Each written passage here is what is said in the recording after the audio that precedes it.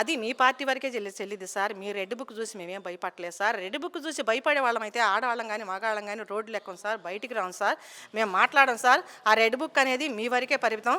అది మీరు ఏంటంటే మీరు జనాలకు ఒక ఆశ పెట్టారు సార్. ఏంటి నేను రెడ్ బుక్ అని చూపిస్తే మీరు ఎంత హత్యలు చేసినా ఎన్ని కేసులు పెట్టించుకుంటే అంత మీకు పథకాలు మీకు అంత పోస్టులు ఇస్తామన్నారు సార్. ఏం పోస్టులు ఇచ్చారు సార్? వినుకొండలో ఒక మనిషిని నరికేస్తే మీరు ఏం పోస్ట్ ఇచ్చారు అతనికి?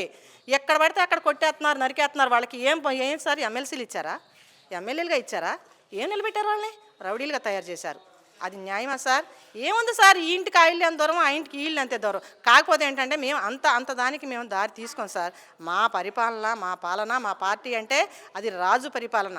ఎలా ఉండాలంటే ఏదన్నా ఎవడన్నా తెలియక తప్పు చేసినా మేము జగన్ గారి దాకా పోవసరం లేదు సార్. మా ఎమ్మెల్యేలు, మా ఎంపీలు, మా ఎమ్మెల్సీలు మా వాళ్ళే పిలిపించి ఇది తప్పు అని చెప్పి ఖండిస్తాం సార్. మా పార్టీ అంటే ఎలా ఉంటుందంటే ఒకే మాట ఒకే బాట, మాట మీద నడుస్తూ ఉంటాం. జగన్మోహన్ రెడ్డి గారు ఎలా అయితే చెప్పారో మా ఎమ్మెల్యేలు గారు అలాగే నడుస్తారు. వాళ్ళని బట్టి మా నాయకులు బట్టి కార్యకర్తలు మాట తప్పం, మడెం తిప్పం సార్.